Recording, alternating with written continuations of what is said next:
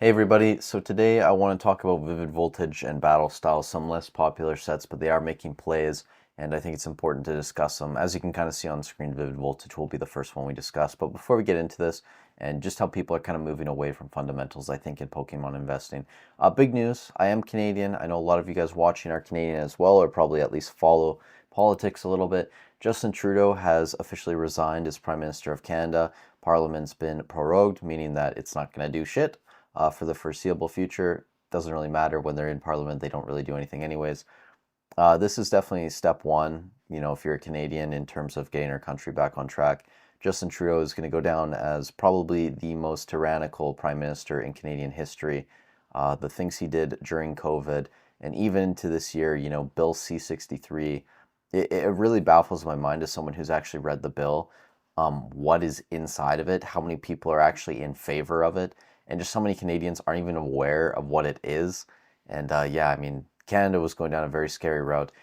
Even if Polyev gets in, which I do think he's going to end up with a majority, if you guys do follow Canadian politics at all, I really don't think he's going to touch many of those types of laws. I don't really know if he's going to repeal, certain things that Trudeau's implemented. He's really just a fiscal conservative. I don't think they're going to do much in terms of changing the social fabric of our society. So even if the Tories get in, I think there's still going to be massive issues in Canada. But that is the political speech for the day. A lot of you guys probably don't give a shit, so that's fine. Anyways, Vivid Voltage. Yeah, Vivid Voltage is now up to about $170 a box. Most recent sales, 169, 169, 169. Nice numbers, guys, from yesterday and today. And Battle Styles as well. This is now moving into the 150 range. Basically 149.99 on the dot for most recent sales over the past couple days. And, we have seen boxes before in history move above Pokemon Center pricing. I didn't actually pull up Pokemon Center, which is probably bad preparation for this video, but both Battle Styles and Vivid Voltage are still in stock on the Pokemon Center USA. There's, I believe, like over 9,000 Vivid Voltage boxes still. Battle Styles, there's still over 20,000 boxes in stock. So these aren't going to be going anywhere anytime soon, but it just seems that, every single day people are moving into a different product, a different booster box, etc., and just trying to see some gains. And I know a lot of boxes like a Lost Origin, like a Chilling Reign, Fusion Strike as well. A lot of these we're probably going to see slow down or at least see, at minimal growth, I would say, but I wouldn't be surprised if a lot of these go flat for basically the rest of the year at this point, or we see again like very small normal gains, like maybe 8 to 10% or something like that, even in this market. I think people calling these potentially going to $600-800, like sure, like that is possible. I just think that scarcity is kind of being manufactured. I think a lot of people are holding back product, and you see it in a lot of retail stores. Even Hobbiesville, right? Like a week ago, they had nothing on their booster box section. Throughout the holidays, they hardly had any sales. And now they're just like, yeah, guys, you know what? We have 125 boxes of Temporal, 7 cases of Paradox Rift, 4 cases of Obsidian. Oh, but you got to pay $200 Canadian for a box. Paldea is up to 270 Canadian on their store. Silver Tempest is at 340. Astral's at 320. And they even have Battle Styles, right, that they're selling for 250, which you guys in the US, that's like way above MSRP. MSRP would be 187 Canadian. So that's, I don't know, $60 more. So like 50, 40, 45 USD over MSRP. So a lot of these stores are holding back product. I do think a lot of people are holding product as well. At the same time, I understand that product is getting ripped at just insane rates. But stuff like Battle Styles and Vivid Voltage, I'm guessing, probably isn't getting ripped that often because, again, if we look at these cards, there's not a lot to go for. Sure, you have the Chonkachu in Vivid Voltage. In Battle Styles, you have the Sleepy Tyranitar. You have some of the Urshifu cards as well, and Empoleon V. So there's a little bit more in Battle Styles, which again, like, kind of confuses me that Vivid Voltage is kind of, pulling ahead of Battle Styles, moving into the 170 range. Battle Styles still around 150. I don't know. I just think a lot of people are moving into general insanity at this point and really not thinking too well. And I'm going to be making a video actually in the future, at least I'm planning on doing it, to kind of announce that I am going to start moving some of my Lost Origin and Chilling Reign. Like, I'm really going to be looking into it.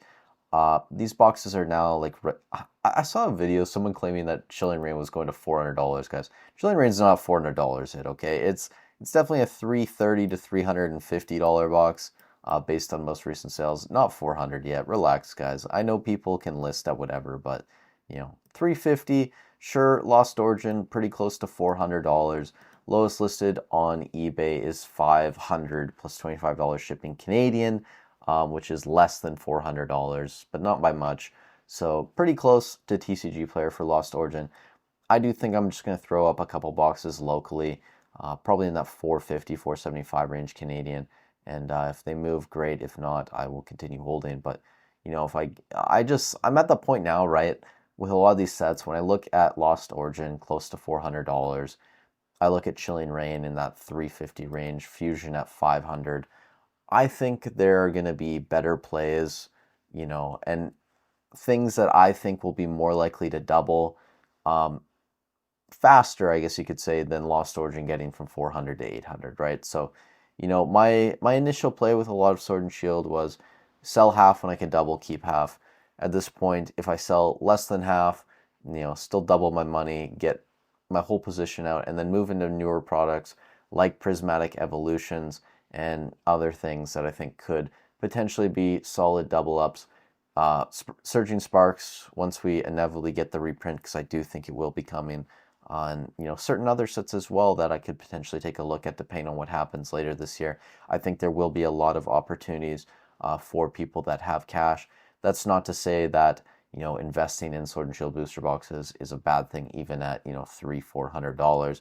I think if you have a long-term mindset, sure, that's a great play, and that's why I'm definitely not going to ever get rid of all of my product. I think once I get my money out of certain things, everything, like I've said, is going to be a very long-term hold, and only going to be selling those boxes at that point if I really need the money or I really want to put into something else, which will, at least in my case and my goals, where I see myself being in the next 5 years or so, will probably be, a deposit on a home.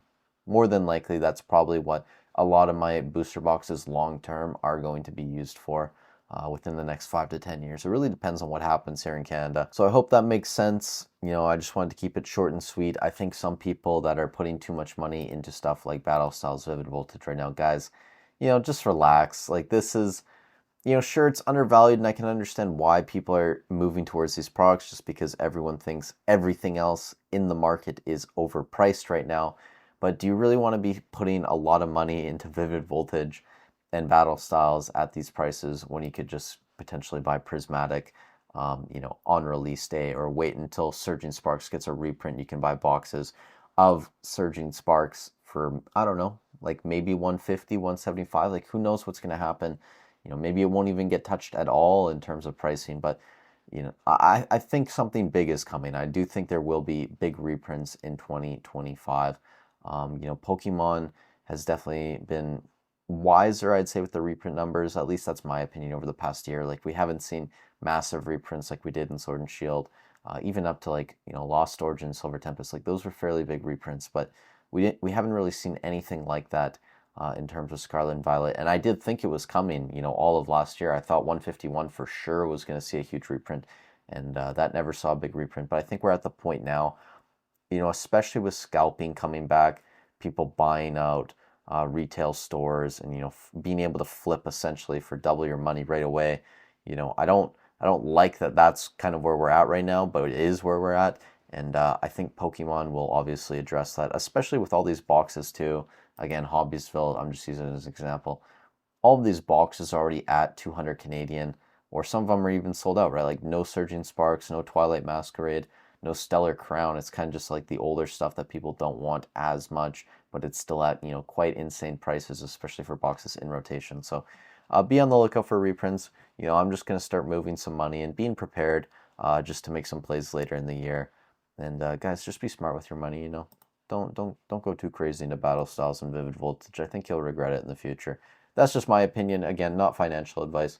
You guys do what you want. Thank you so much for watching the video. Stay safe wherever you are in the world, and I'll catch you in the next one.